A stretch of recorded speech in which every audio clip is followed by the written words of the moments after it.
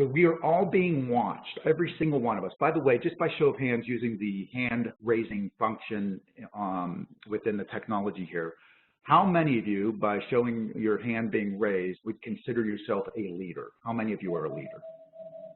Go ahead and raise your hand. That's good. I hope we see every single hand being raised, because you are the only person that is going to lead your life, lead your career, and lead your destiny. Nobody's going to do that for you. All being watched, we are the only one that will be CEO, what I would say, CEO of our career, our lives, and our destiny. Don't get don't get paranoid with that big eyeball looking at you right there, but it's absolutely true. Every single one of us is being watched and thoroughly scrutinized at all times. Every shrug of your shoulder, every blink of your eye, we're all being watched. And the actions that we all choose to exhibit are sending signals to those around us, and it develops what we would call our personal brand, or your brand you. It's just the way others see you. It's your default brand. It's what others think about you when they see you, and it's based upon the historic experiences you have created with people around you over the years or over time. It's the congruency, leadership. It's not about your title. It's not about where you sit in your organization. It's not about how many people report to you. It's not about how big your office is. Leadership is primarily the congruence between what you say and what you do. It's about how you live your life and how you go about your work. We would say this is, I like to put it this way, and your team within NRC has shared this with us as well, and it's exactly spot on. Your video, what you do, must match and be consistent and congruent with what you say or your audio. Smart people like to figure things out. How will we make something happen? What are the strategies and the tactics that we need to have in place to achieve what we need to achieve? And rather than creating urgency around those tactics and initiatives, they tend to get very detailed on those tactics and initiatives and push it out to the organization and expect that everybody is urgent around those specific actions. Because it's so logical. Buddy Charles Darwin said it best when he had this to say about change. It's not the strongest of the species that survives, nor the most intelligent, but those most responsive to change. This applies to individuals, to teams, to departments, to agencies, to corporations. And it's important that all of us understand that how critical it is to be able to adapt, to embrace change, to accept change, to grow, to innovate, and to be resilient through times of change. Individuals, organizations, and teams that are able to do that will continue to thrive and excel in what we call the new world of work. Some actually say that we are right now in a brawl with no rules. Things have changed dramatically over the last 10, 15, 20 years in the landscape out there throughout corporate America, as well as within entities like the NRC. It used to be that the big ate the small. We would say now it's the fast that eat the slow. Again, those that adapt to change, that embrace change, that grow, that innovate, continue to thrive and move forward in this new era of future work. The biggest obstacle standing between them and the results they truly want is the behavior of other people. Changing your own behavior, easy or hard? Hard. Changing someone else's behavior, easy or hard? Even harder. What if they know there's something in it for the best interest? Still hard, right? How about changing the behavior of a whole lot of other people? Type your answers into these questions in the chat function. Whose job is it on a football team to recover a fumbled football, like the one that is right there? Whose job is it? There you go, everyone. Now I'm going to play devil's advocate here for those of you that just responded. Why is it everyone's job? The responses are slowing down. There you go. Okay, so Sabrina said they are a team. Common goal from John. So, okay, I'm going to push back even more. So what? What does that mean? Same goal. There you go. You're getting closer, Julio. Same goal.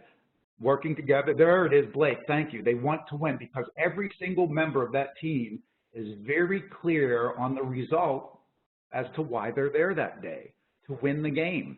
When a team of 53 players lines up on a sideline on a Sunday afternoon, not one of them is standing around saying, well, I'm not quite sure why we're here today. Every single person is crystal clear on the result that we have to achieve. That's how it should be within any team or organization. say number one, this gentleman right here, let's say he's a wide receiver. Go ahead and type in the response to this. As a wide receiver, what's my job description?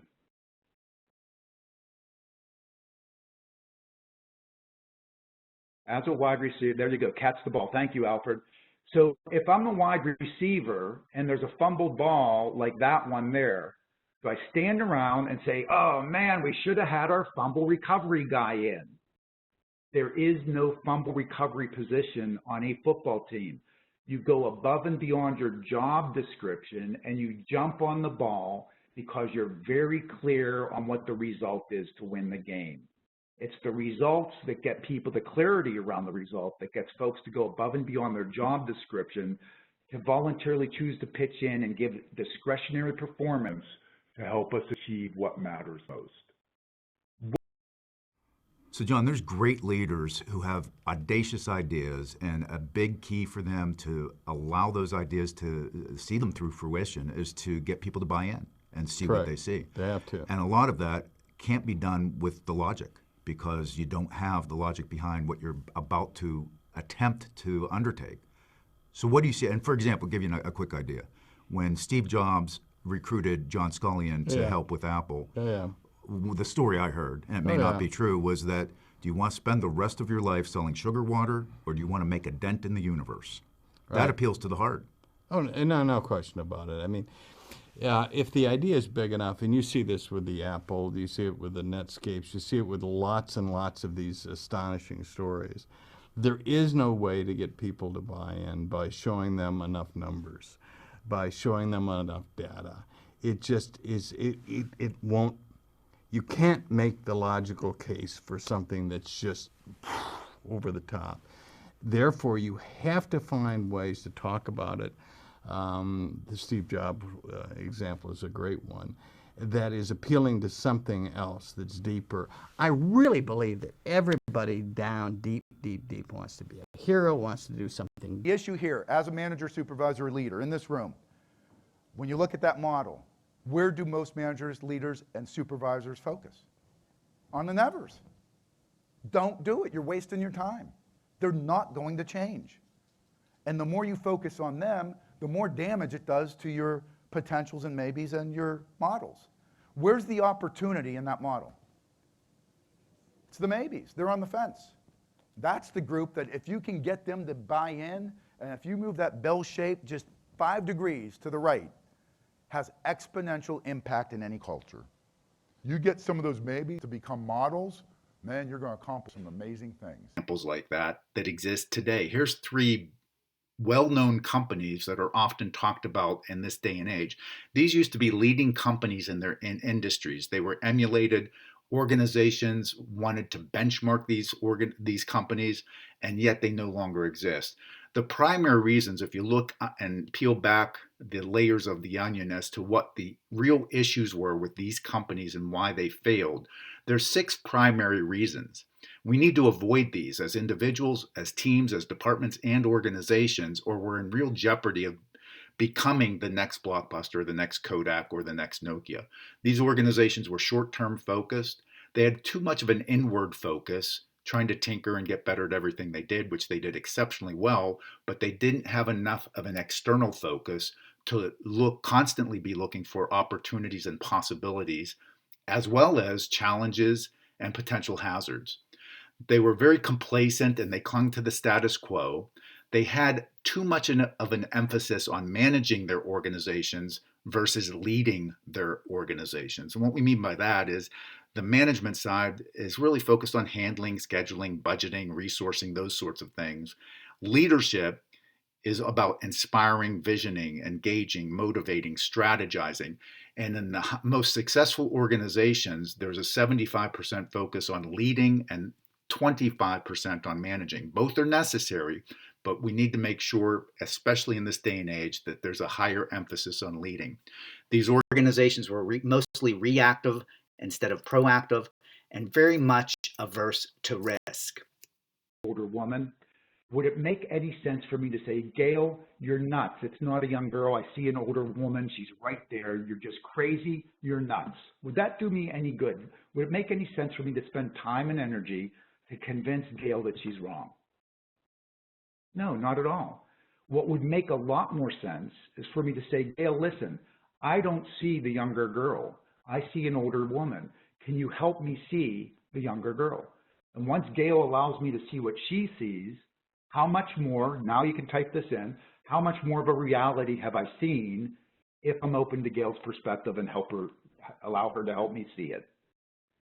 I see twice as much because I was open to the perspective of somebody else. We need to understand within our organizations that if we only see what you alone can see, you're not seeing all there is to see. If you go through life with the blinders on and you only see the world through your own lens, you're setting yourself up to fail. No one person, no matter how smart, how well educated, what your title is, no one person can see all there is to see. The only way to see a full reality is to be open to the perspectives of others, to talk openly and candidly, to ask for and offer feedback, to talk about the elephant in the room. A single perspective is the enemy of reality. If you have an important decision to make, seek an abundance of perspectives before you make your own decision, especially on your own. Anytime the majority of your people behave a particular way, the majority of the time, the problem is not with the people. It's with the systems and the processes, and the leader has to own that. There are special causes. You may have some nevers. People are stupid, lazy, defiant, just refuse to buy in. But for the most part, if the majority, most of your people are behaving a particular way, the majority of the time, it's not people. It's the processes and systems, and you as the leader better own it. To them. As we observe highly accountable people and highly accountable organizations, we've seen 4 distinct best practices that consistently rise to the top. First of all, they recognize the totality of their realities. They're very good at making sure that they continually have great communication with those around them to understand what they're dealing with, what the opportunities and possibilities are, as well as hazards and potential challenges and roadblocks. No matter where they're at or what their circumstances are, even if somebody caused them to be in a tough situation, they will always completely accept ownership for whatever situation they're in and ultimately find a solution or create a solution or a path forward that will allow them to achieve what's important to them personally and professionally. And finally, they consistently follow through on those commitments. They'll exercise action. You know, the first rats off the ship are the strongest swimmers, and what I mean by that is in many organizations, when there's that fear-based culture where there's a lot of stress and anxiety, though your top players, your best talent, your key talent, can typically be the first to leave, and you don't want that to happen. The other downside of a burning platform is you're actually burning away your infrastructure, and once the platform's burned, Right. So when we focus on the Your assets positive and the disappear. possibilities, it's, you know, people naturally come to work wanting to excel and do well. And we can give them clarity on what's the opportunity, not only for the organization, but how it's going to impact them personally, how it can benefit them, how it can make their lives better. People tend to really grasp onto that, and they will become I'd like to say that our work actually allows people to self-actualize. What would you say? Go ahead and let's keep the chat function up and going. So let's see if we can get this question answered. What would you say is the difference, team, between activity and results? What is the difference between activity and results? A goal, Fred says achievement of the goal. Activity is something you do. Results are a tangible outcome, and that was, oh, I missed the name. Okay, measured there. All great answers. So here, let me ask the team this. This is a simple question. Does all activity produce a result? I tricked you. You're all wrong. Everybody's typing in no. The answer is yes, because even if I do nothing, do I still get a result? You betcha you do. It's just not going to be the result you want. We tend to think of only the positive outcomes of the actions we choose to take. The reality is the results are the desired and undesired outcomes of the actions we choose to take. So again, if you do nothing, you're still going to get a result. It's just not the result you want. And the only reason we even bring up this topic about activity versus results is we want everybody on our team or in our department or in our agency to come to work every day focused on the results that are most important to the team, not just on being busy. activity in and of itself will not necessarily produce desired results. We would suggest that there are forces that have coalesced and come together, and these forces are gunning to take away your job as an individual. They're looking to displace your department, and they're coming to reinvent or destroy your industry. When you look at this seven-sided pincer movement, which is a term we coined to refer to this force, think about the impact ERP and SAP has had on the economy and certainly in the workforce. Hundreds of thousands of jobs eliminated over the past 10 to 20 years because of software. White-collar robots. Think about cash machines, ATM machines, lights-out warehousing, and the impact that has had upon employment and the economy. Globalization, location no longer matters. There's an abundance of talent that's only a mouse click away. Outsourcing, often better, faster, and cheaper. The internet has had dramatic impact, significant impact. Banking is necessary, banks are not. Shopping and retail is necessary, but malls and stores are not. On and on the list goes. Disruptive and destructive competition. Think about the impact Uber, Airbnb, Netflix, Amazon has had upon so many organizations and so many industries. And finally, artificial intelligence. And we're just at the precipice of the impact AI is going to have upon the economy worldwide. So what is our defense in this age of disruption? What can we do to ward off this seven-sided pincer movement? We believe there are 5 key elements that we need to be focused on and very cognizant of in order to accomplish that. The first of those 5 is generating lots of great ideas and flawlessly executing those ideas so that that propels us to a better place than where we are today. Implementing those ideas with speed, tapping into the talent that resides and is often left untapped within our organizations. How do we become very distinctive in what we would call a sea of sameness in today's economy? And how do we draw out the leadership capacity that's necessary from every single person within our organization? We would say that is the kryptonite to the seven-sided pincer movement. Really be aware of and be cognizant of.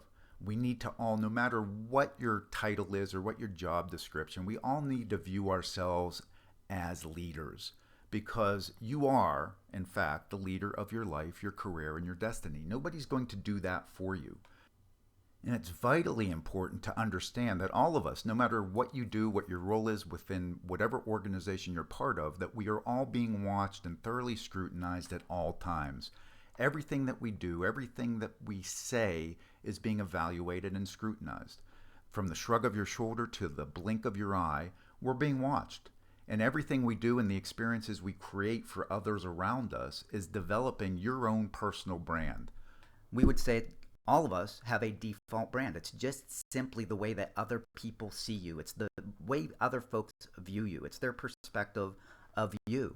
What's the brand that comes to their mind when they think about you? 25 years, the 4 that are listed up on the slide in yellow are consistently the top choices of those that are asked to go through this exercise. And you'll see how closely you did come to what's listed up there. You have a lot of votes within this team that's on this call right now that link directly to the 4 that we have up there. So good job, group. Those are the 4 characteristics of the 20 that are most often wanted from folks that want to voluntarily choose to follow a leader that they admire. And when we look at these, throughout the rest of our time here today, we're going to focus on what the data has uncovered over the past 25 years, that over 100,000 case studies and what is it that exemplary leaders do that get people to voluntarily choose to follow them, boiled down to what we call the 5 practices of exemplary leadership. The first is model the way. The second is inspire a shared vision.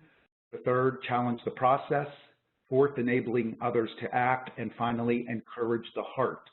So we have modularized the rest of this presentation, and we'll give you a few tips and techniques and best practices for each of the 5 that you can put into play immediately to help you achieve the results that matter to you personally and professionally.